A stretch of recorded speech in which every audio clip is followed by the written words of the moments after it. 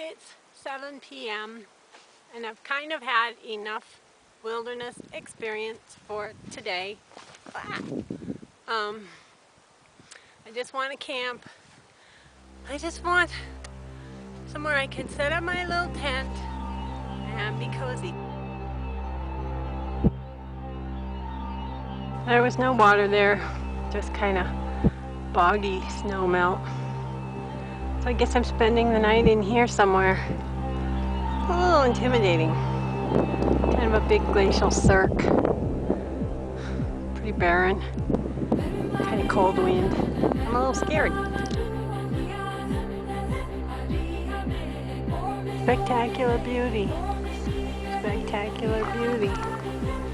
But all I want is camp.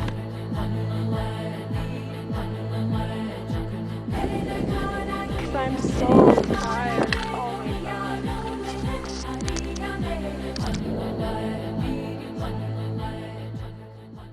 Here's what happened.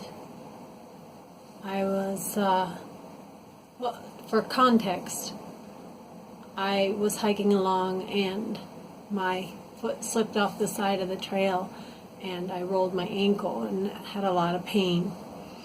But I knew at that point I had about 75 miles left to go, and so I just said, sorry ankle, we can't have that. So I was getting a lot of pain from my ankle, and I just would shut it out and just kept hiking and just said, it's going to go away. And it did. I mean, kind of. I mean, didn't get worse. This was different. I was descending from, descending Fire Creek Pass from 6,400 feet or so. And it was late in the day, it was getting dark, and I got a flash of nerve pain through my right knee. It hurt so bad. I just said, okay, that's not going to happen again. And I went down, and maybe about 3 minutes later, it happened again. And this is the kind of pain that just made you yell out. It was so bad. But I was almost at camp, and got to camp, and I just told myself as I set up my tent, okay, well, I just need some rest. I'll be off my knee for, 8-10 hours, and it'll, well, not that much, but anyway, it'll get better. So I got up in the morning, packed up, started descending some more, went about 2,000 feet, and I was like, see, no issues, great, it's all gone. And then I got a flash of nerve pain.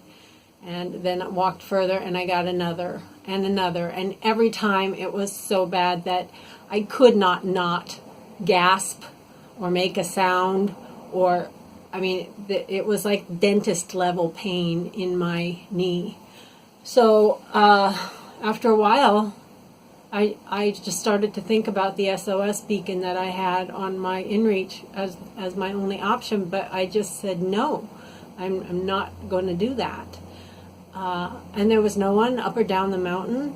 So ahead of me I saw a huge grand fir.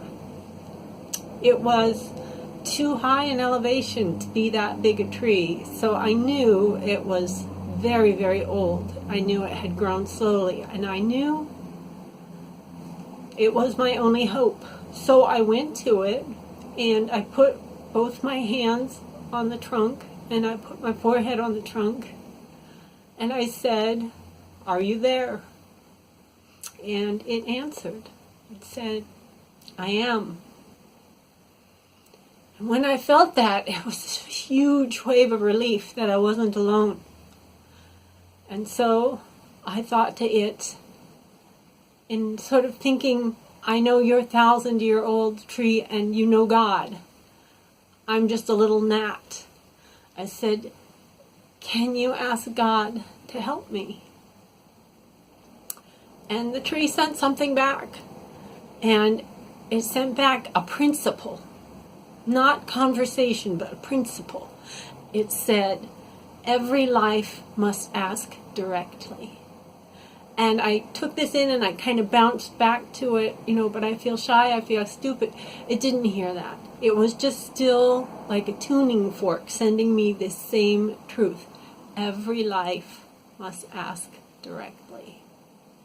So I walked on another few steps and wham, there it went. And I just thought, I am so screwed. There is nothing else I can do.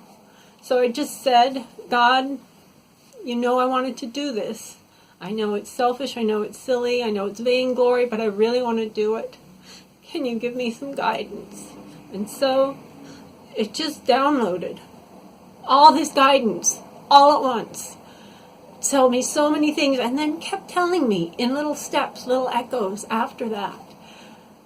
First, it said you have strained your adductor, and I had no idea I had strained it. It said you need to stretch it out. It said, do you remember in the tent when you moved this morning and there was that little flinch of pain? That's because it's too tight. So I put it up on a rock as I was told to, and it was so tight. It was like I could hardly raise my leg. That was the first thing. The second thing it said was, take your trekking pole and push the handle on the dimple under your patella. That's not where it was hurting, but that's where it said to do it. So I would get a rock or I would get a tree, I'd put my trekking pole and I would push my knee into it and it hurt. And it said I needed to do this every 500 feet as I hiked. And then it said, you know that little Velcro band, little black Velcro band, I wish I'd brought it up here, that you packed for no reason, or that you decided not to pack, actually. I had decided not to pack it, and somehow I had ended up putting it in my pack. I had no idea what it was for, and even when I would get to different camps, I would say, why did I bring this little loop of Velcro? This is so stupid. It said, this is why you brought it. So get it out and put it on right at that spot under the patella. And I did. And I did not dare hope. But it told me, you will be healed. You will be healed. And you can finish.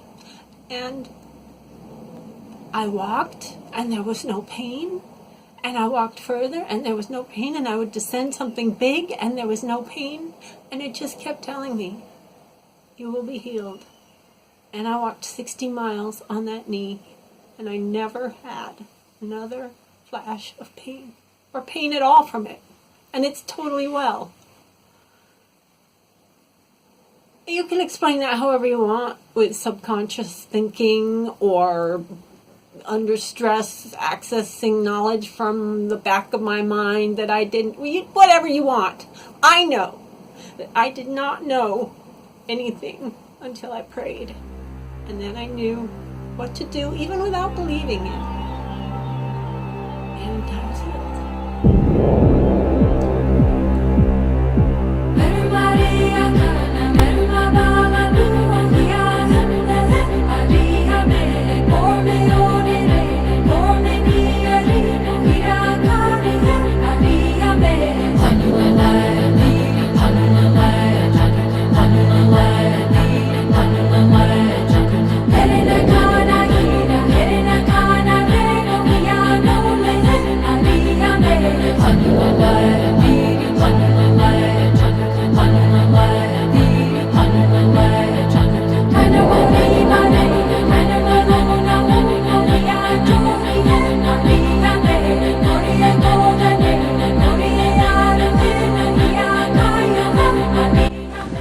This is why I do this, because it is so beautiful and there is nobody here, no yahoos, just me and the Cascades. That's what I like.